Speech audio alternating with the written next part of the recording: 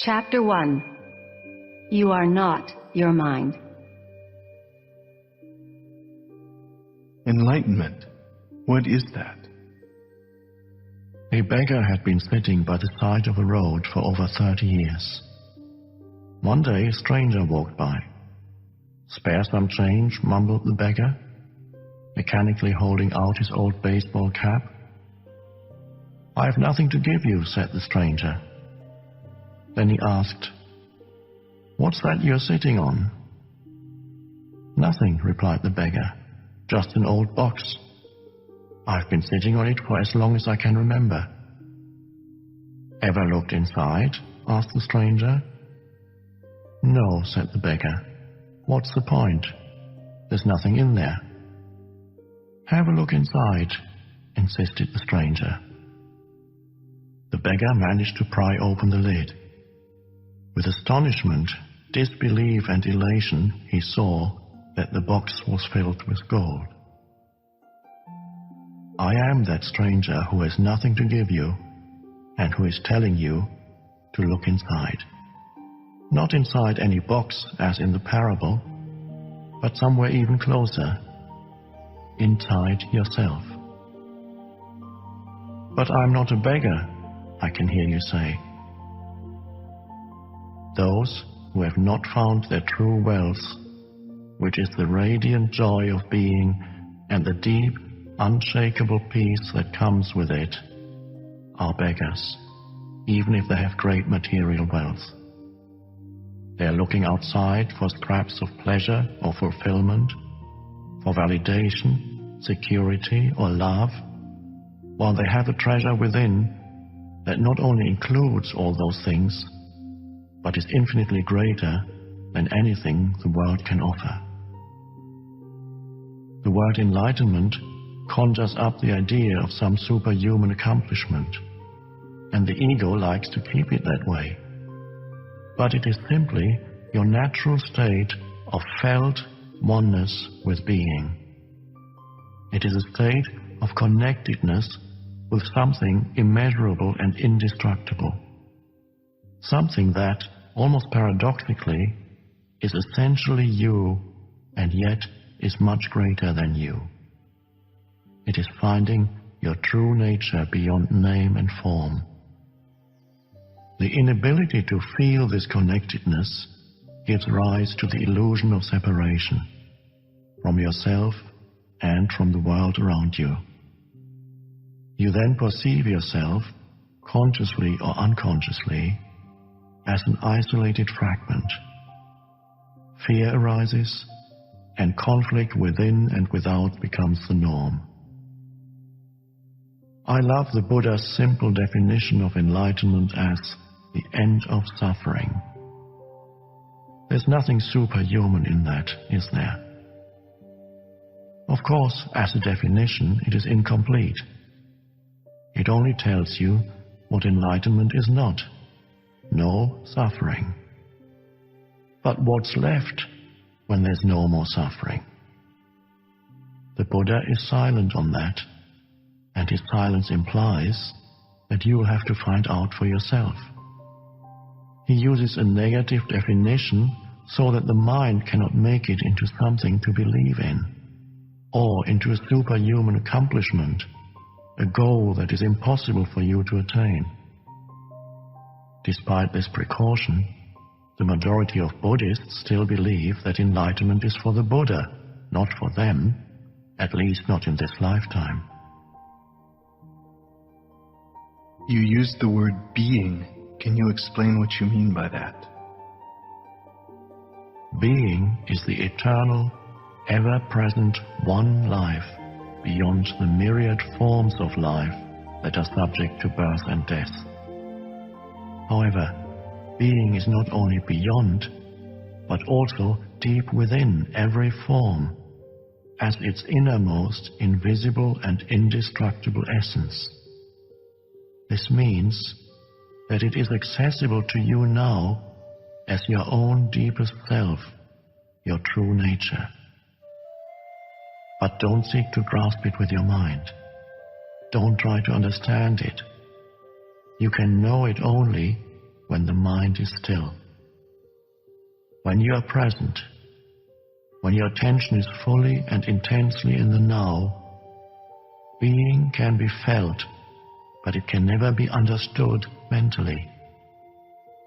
To regain awareness of being and to abide in that state of feeling realization is enlightenment.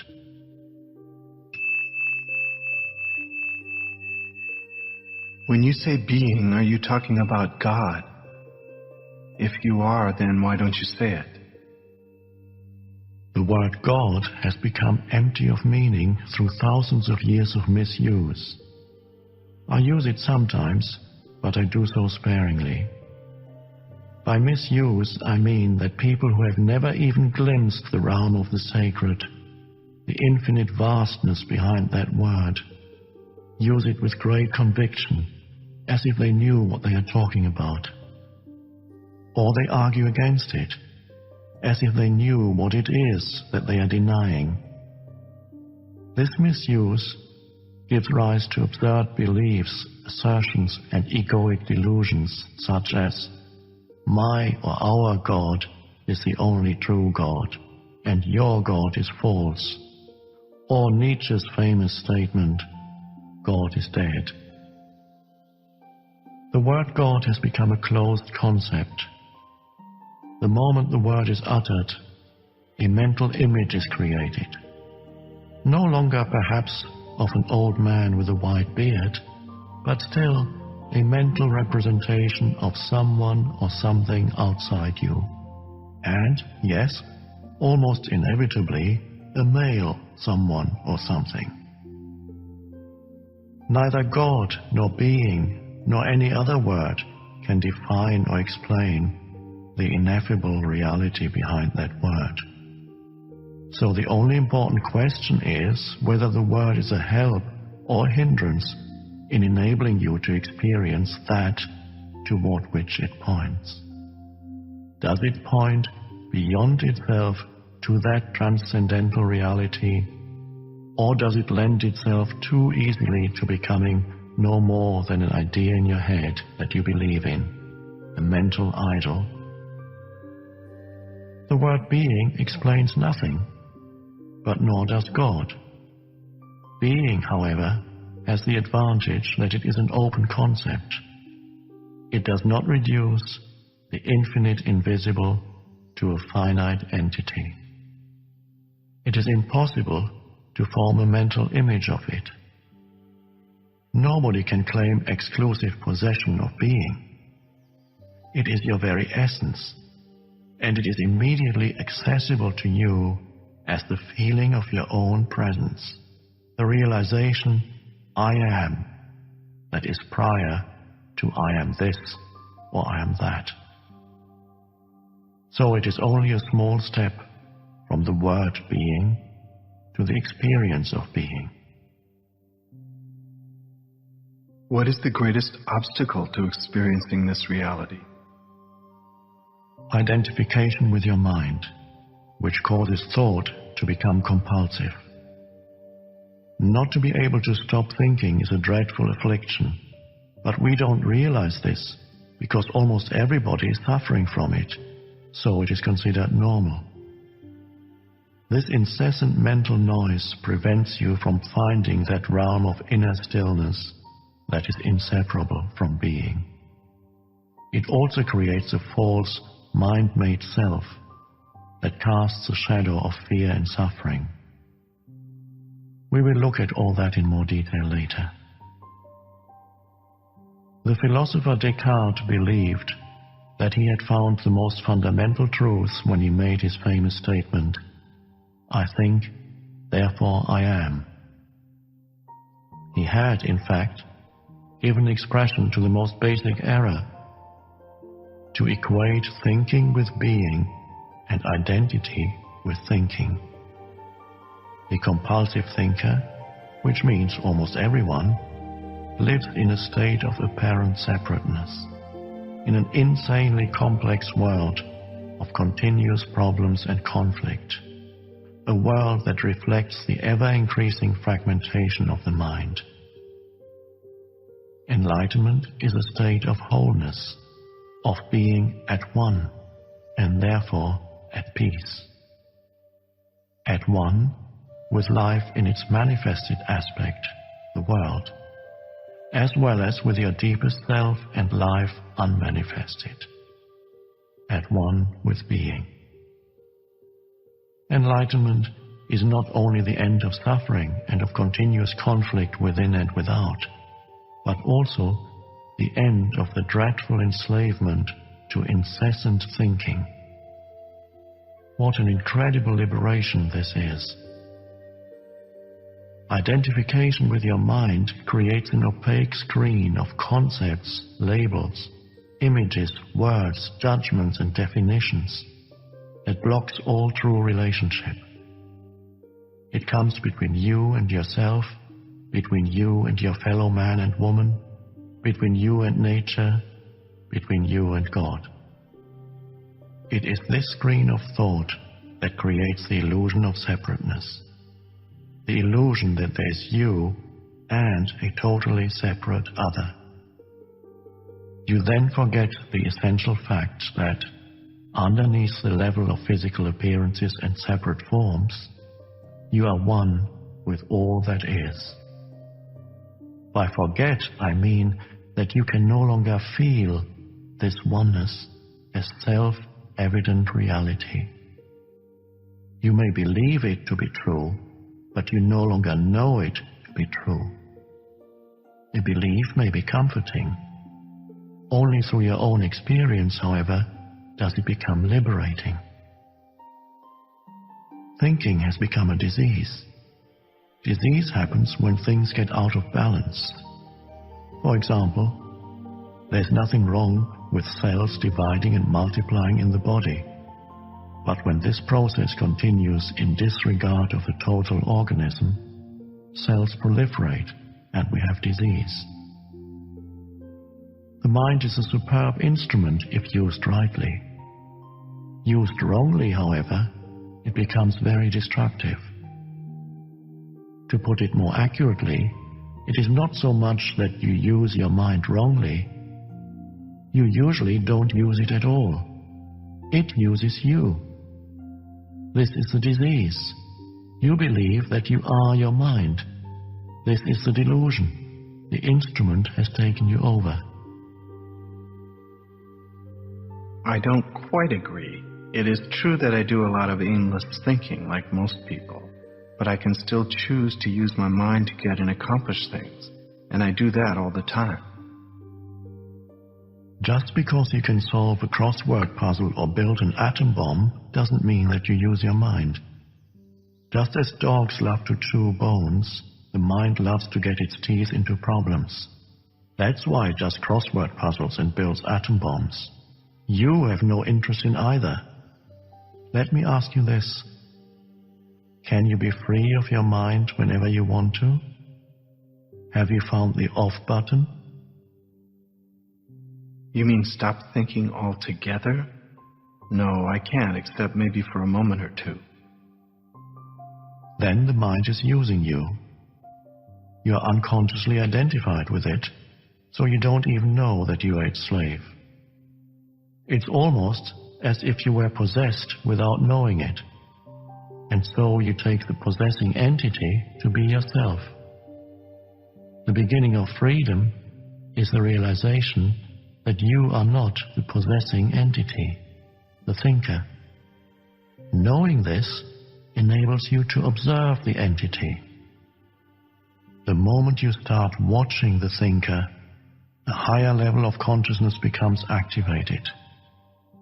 You then begin to realize that there is a vast realm of intelligence beyond thought. That thought is only a tiny aspect of that intelligence.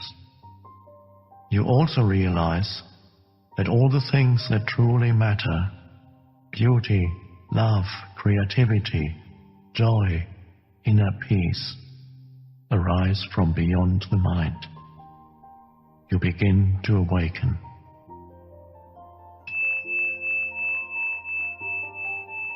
What exactly do you mean by watching the thinker? When someone goes to the doctor and says, "I hear a voice in my head," he or she will most likely be sent to a psychiatrist. The fact is that, in a very similar way, virtually everyone hears a voice or several voices in their head all the time. The involuntary thought processes that you don't realize you have the power to stop. Continuous monologues or dialogues. You've probably come across mad people in the street, incessantly talking or muttering to themselves. Well, that's not much different from what you and all other normal people do, except that you don't do it out loud. The voice comments, speculates, judges, compares, complains, likes, dislikes, and so on. The voice isn't necessarily relevant to the situation you find yourself in at the time. It may be reviving the recent or distant past, or rehearsing or imagining possible future situations. Here it often imagines things going wrong and negative outcomes. This is called worry.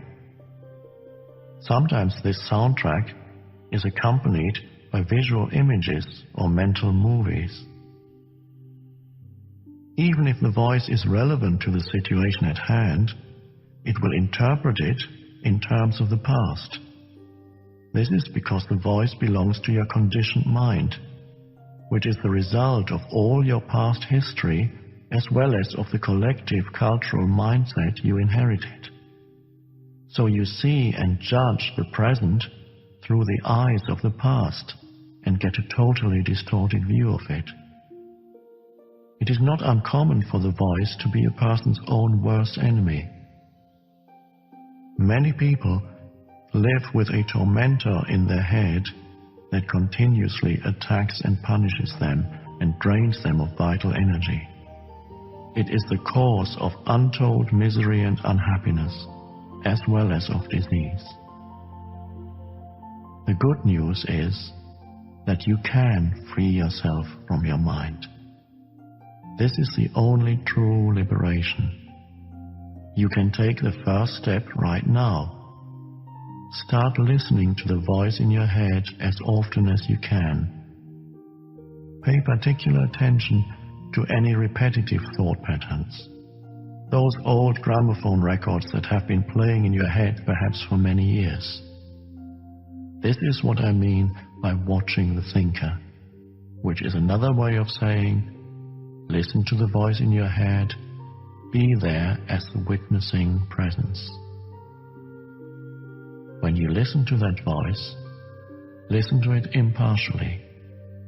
That is to say, do not judge. Do not judge or condemn what you hear, for doing so would mean that the same voice has come in again through the back door. You will soon realize, there's the voice, and here I am listening to it, watching it. This I am realization, this sense of your own presence, is not a thought. It arises from beyond the mind.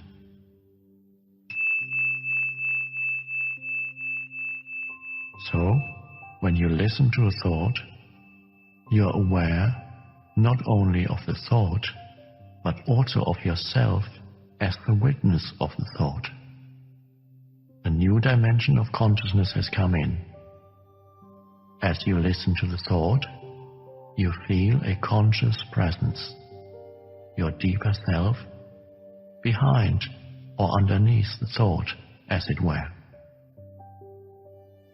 The thought then loses its power over you and quickly subsides, because you are no longer energizing the mind through identification with it. This is the beginning of the end of involuntary and compulsive thinking. When a thought subsides, you experience a discontinuity in the mental stream, a gap of no mind. At first, the gaps will be short, a few seconds perhaps, but gradually they will become longer. When when these gaps occur, you feel a certain stillness and peace inside you. This is the beginning of your natural state of felt oneness with being, which is usually obscured by the mind. With practice, the sense of stillness and peace will deepen. In fact, there is no end to its depths.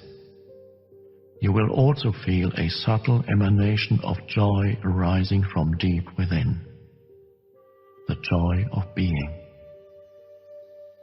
It is not a trance-like state, not at all. There is no loss of consciousness here. The opposite is the case. If the price of peace were a lowering of your consciousness, and the price of stillness a lack of vitality and alertness, then they would not be worth having. In this state of inner connectedness, you are much more alert, much more awake than in the mind-identified state. You are fully present. It also raises the vibrational frequency of the energy field that gives life to the physical body. As you go more deeply into this realm of no mind, as it is sometimes called in the East, you realize the state of pure consciousness. In that state, you feel your own presence with such intensity and such joy that all thinking, all emotions, your physical body as well as the whole external world become relatively insignificant in comparison to it. And yet, this is not a selfish, but a selfless state. It takes you beyond what you previously thought of as yourself.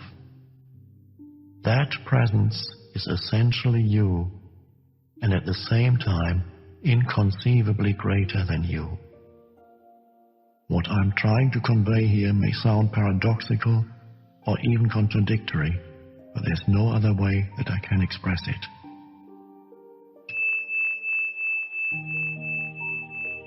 Instead of watching the thinker, you can also create a gap in the mind stream simply by directing the focus of your attention into the now. Just become intensely conscious of the present moment. This is a deeply satisfying thing to do. In this way, you draw consciousness away from mind activity and create a gap of no mind in which you are highly alert and aware, but not thinking. This is the essence of meditation. In your everyday life, you can practice this by taking any routine activity that normally is only a means to an end and giving it your fullest attention so that it becomes an end in itself. For example, every time you walk up and down the stairs in your house or place of work, pay close attention to every step, every movement, even your breathing. Be totally present.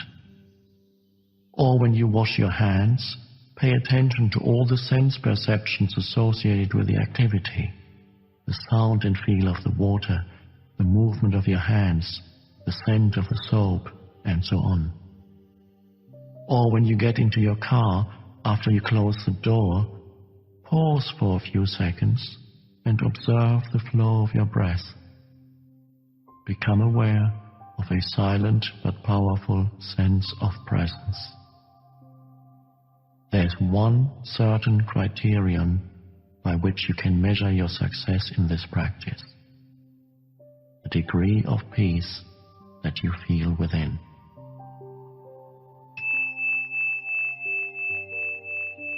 So the single most vital step on your journey towards enlightenment is this: learn to disidentify from your mind. Every time you create a gap in the stream of mind, the light of your consciousness grows stronger. One day, you may catch yourself smiling at the voice in your head, as you would smile at the antics of a child. This means that you no longer take the content of your mind all that seriously, as your sense of self does not depend on it. Isn't thinking essential in order to survive in this world? Your mind is an instrument, a tool. It is there to be used for a specific task, and when the task is completed, you lay it down.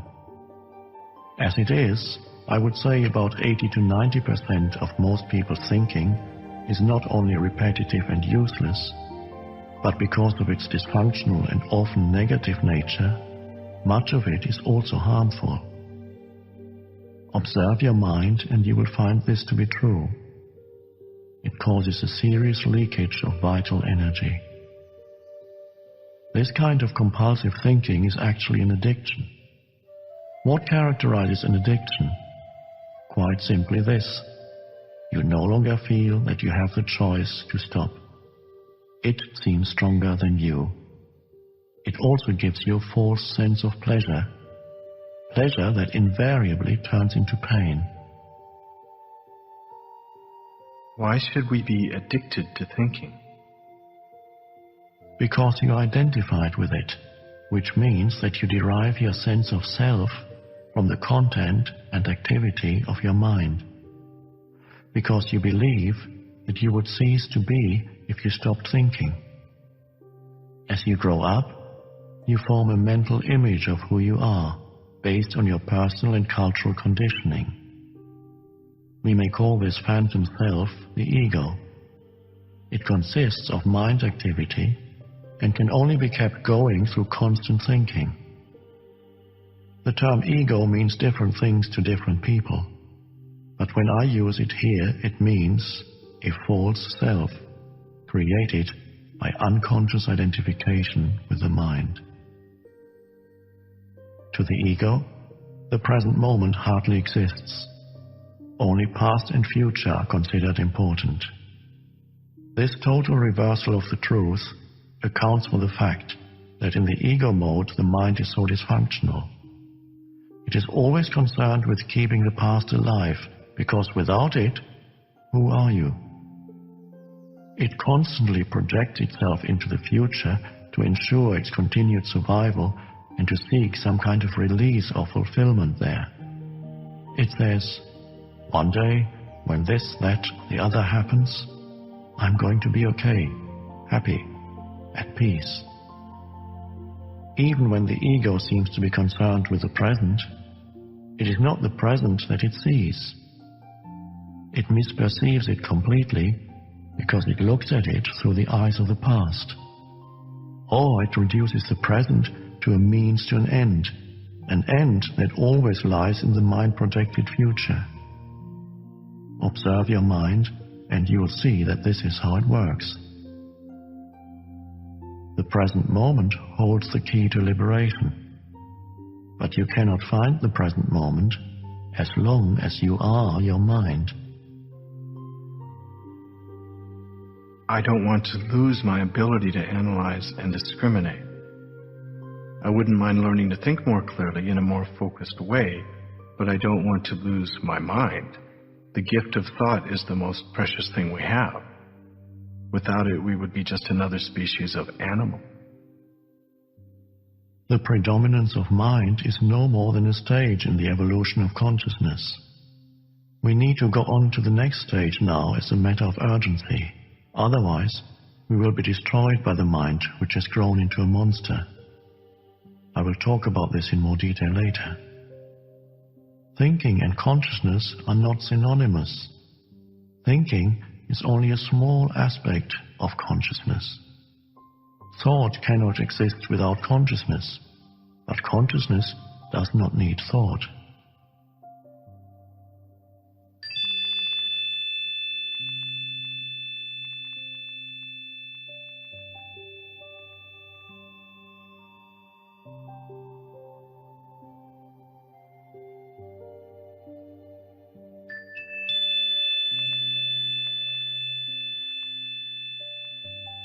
Enlightenment means rising above thought, not falling back to a level below thought, the level of an animal or plant. In the enlightened state, you still use your thinking mind when needed, but in a much more focused and effective way than before. You use it mostly for practical purposes, but you're free of the involuntary internal dialogue, and there's inner stillness. When you do use your mind, and particularly when a creative solution is needed, you oscillate every few minutes or so between thought and stillness, between mind and no mind. No mind is consciousness without thought. Only in that way is it possible to think creatively, because only in that way does thought have any real power. Thought alone, when it is no longer connected with a much vaster realm of consciousness, quickly becomes barren, insane, destructive. The mind is essentially a survival machine. Attack and defense against other minds, gathering, storing and analyzing information. This is what it is good at, but it is not at all creative. All true artists, whether they know it or not, create from a place of no mind, from inner stillness. The mind then gives form to the creative impulse or insight. Even the great scientists have reported that their creative breakthroughs came at a time of mental quietude. The surprising result of a nationwide inquiry among America's most eminent mathematicians, including Einstein, to find out their working methods, was that thinking plays only a subordinate part in the brief, decisive phase of the creative act itself. So I would say that the simple reason why the majority of scientists are not creative is not because they don't know how to think, but because they don't know how to stop thinking. It wasn't through the mind, through thinking, that the miracle that is life on earth or your body were created and are being sustained. There is clearly an intelligence at work that is far greater than the mind. How can a single human cell measuring 1/1000th of an inch across contain instructions within its DNA that would fill 1,000 books of 600 pages each? The more we learn about the workings of the body, the more we realize just how vast is the intelligence at work within it and how little we know. When the mind reconnects with that, it becomes the most wonderful tool. It then serves something greater than itself. What about emotions? I get caught up in my emotions more than I do in my mind. Mind, in the way I use the word, is not just thought. It includes your emotions as well as all unconscious mental emotional reactive patterns. Emotion arises at the place where mind and body meet. It is the body's reaction to your mind, or you might say, a reflection of your mind in the body. For example, an attack thought or a hostile thought will create a build-up of energy in the body that we call anger. The body is getting ready to fight. The thought that you are being threatened, physically or psychologically, causes the body to contract, and this is the physical side of what we call fear. Research has shown that strong emotions even cause changes in the biochemistry of the body. These biochemical changes represent the physical or material aspect of the emotion. Of course, you're not usually conscious of all your thought patterns, and it is often only through watching your emotions that you can bring them into awareness. The more you are identified with your thinking, your likes and dislikes, judgments and interpretations, which is to say, the less present you are as the watching consciousness, the stronger the emotional energy charge will be, whether you are aware of it or not. If you cannot feel your emotions, if you are cut off from them, you will eventually experience them on a purely physical level, as a physical problem or symptom. A great deal has been written about this in recent years, so we don't need to go into it here. A strong unconscious emotional pattern may even manifest as an external event that appears to just happen to you. For example, I have observed that people who carry a lot of anger inside without being aware of it and without expressing it are more likely to be attacked, verbally or even physically, by other angry people, and often for no apparent reason. They have a strong emanation of anger that certain people pick up subliminally and that triggers their own latent anger. If you have difficulty feeling your emotions, start by focusing attention on the inner energy field of your body. Feel the body from within. This will also put you in touch with your emotions. We will explore this in more detail later.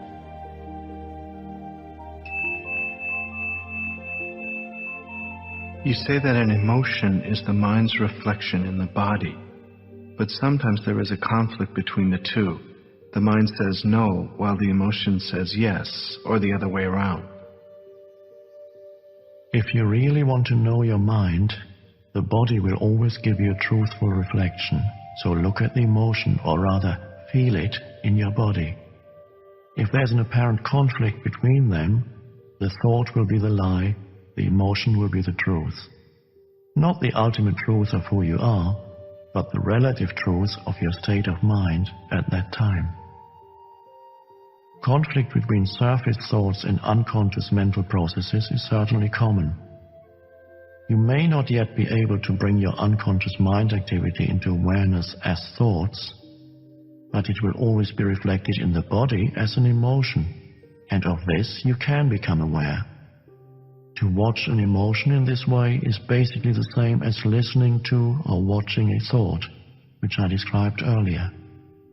The only difference is that, while a thought is in your head, an emotion has a strong physical component and so is primarily felt in the body. You can then allow the emotion to be there without being controlled by it. You no longer are the emotion. You are the watcher, the observing presence. If you practice this, all that is unconscious in you will be brought into the light of consciousness. So observing our emotions is as important as observing our thoughts? Yes. Make it a habit to ask yourself, what's going on inside me at this moment? That question will point you in the right direction. But don't analyze, just watch. Focus your attention within. Feel the energy of the emotion. If there's no emotion present, take your attention more deeply into the inner energy field of your body. It is the doorway into being.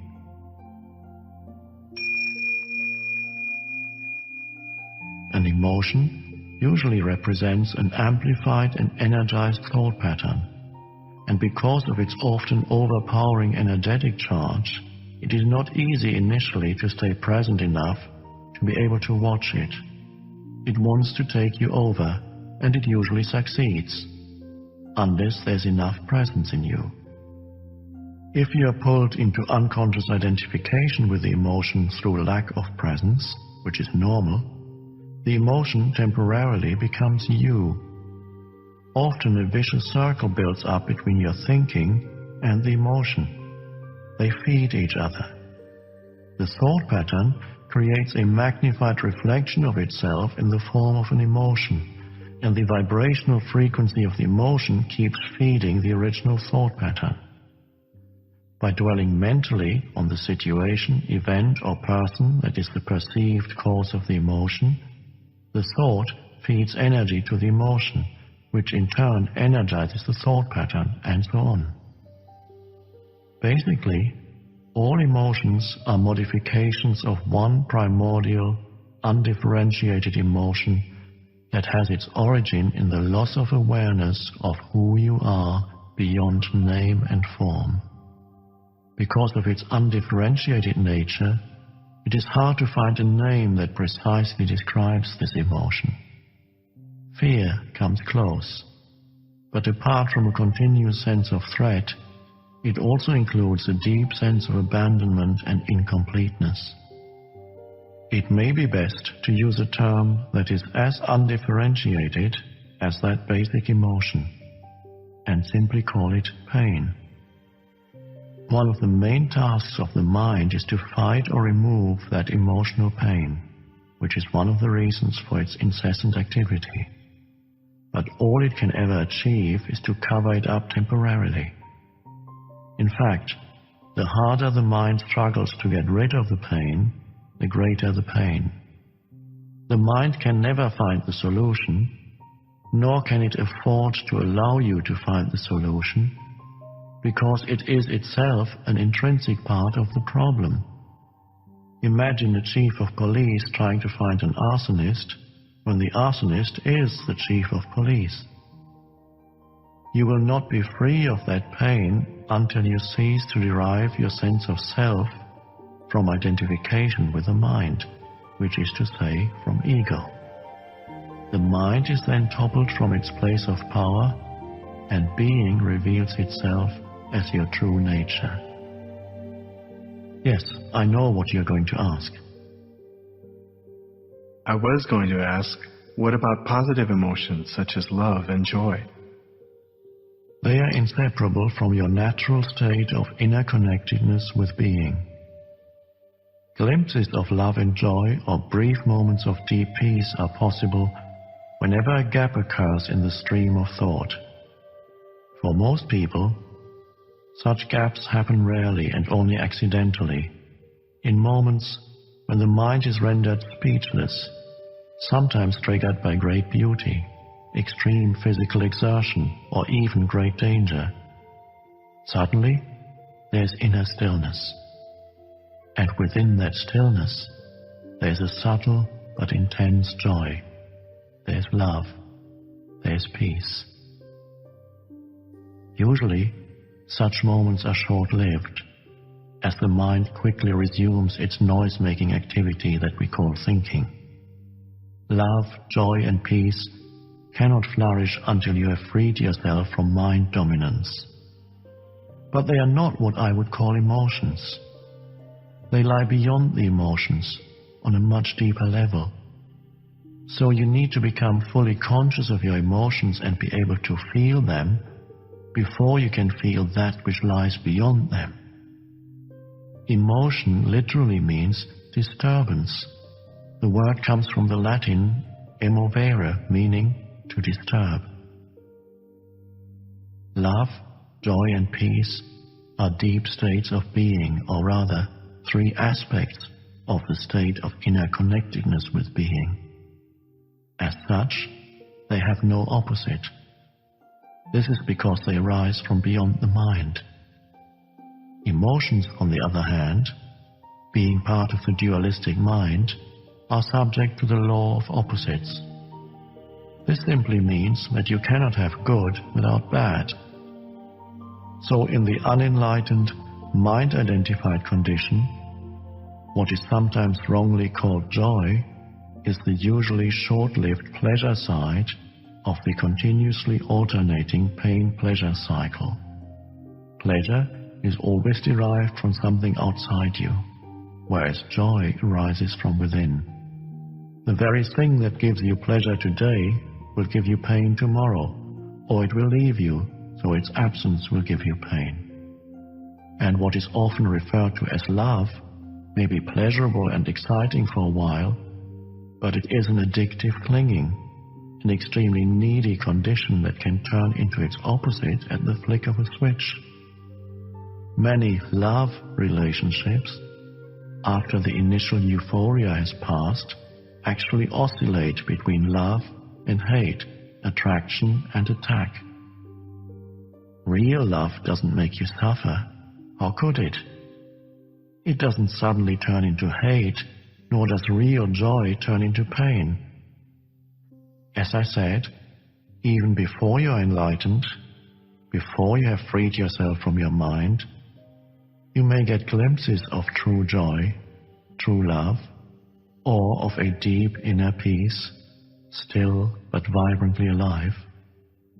These are aspects of your true nature, which is usually obscured by the mind. Even within a normal, addictive relationship, there can be moments when the presence of something more genuine, something incorruptible, can be felt. But they will only be glimpses, soon to be covered up again through mind interference. It may then seem that you had something very precious and lost it, or your mind may convince you that it was all an illusion anyway. The truth is that it wasn't an illusion, and you cannot lose it. It is part of your natural state, which can be obscured, but can never be destroyed by the mind. Even when the sky is heavily overcast, the sun hasn't disappeared. It is still there on the other side of the clouds. The Buddha says that pain or suffering arises through desire or craving, and that to be free of pain we need to cut the bonds of desire. All cravings are the mind seeking salvation or fulfillment in external things and in the future as a substitute for the joy of being. As long as I am my mind, I am those cravings, those needs, wants, attachments and aversions. And apart from them, there is no I except as a mere possibility, an unfulfilled potential, a seed that has not yet sprouted. In that state, even my desire to become free or enlightened is just another craving for fulfillment or completion in the future. So don't seek to become free of desire or achieve enlightenment. Become present. Be there as the observer of the mind. Instead of quoting the Buddha, be the Buddha, be the awakened one, which is what the word Buddha means. Humans have been in the grip of pain for eons, ever since they fell from the state of grace, entered the realm of time and mind and lost awareness of being. At that point, they started to perceive themselves as meaningless fragments in an alien universe, unconnected to the source and to each other. Pain is inevitable as long as you identify it with your mind, which is to say, as long as you are unconscious, spiritually speaking. I'm talking here primarily of emotional pain, which is also the main cause of physical pain and physical disease. Resentment, hatred, self-pity, guilt, anger, depression, jealousy, and so on, even the slightest irritation, are all forms of pain. And every pleasure or emotional high contains within itself the seed of pain, its inseparable opposite, which will manifest in time.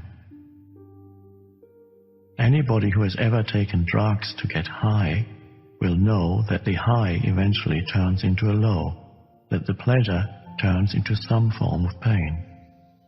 Many people also know from their own experience how easily and quickly an intimate relationship can turn from a source of pleasure to a source of pain. Seen from a higher perspective, both the negative and the positive polarities are faces of the same coin, are both part of the underlying pain that is inseparable from the mind-identified egoic state of consciousness. There are two levels to your pain: the pain that you create now, and the pain from the past that still lives on in your mind and body. Ceasing to create pain in the present and dissolving past pain, this is what I want to talk about now.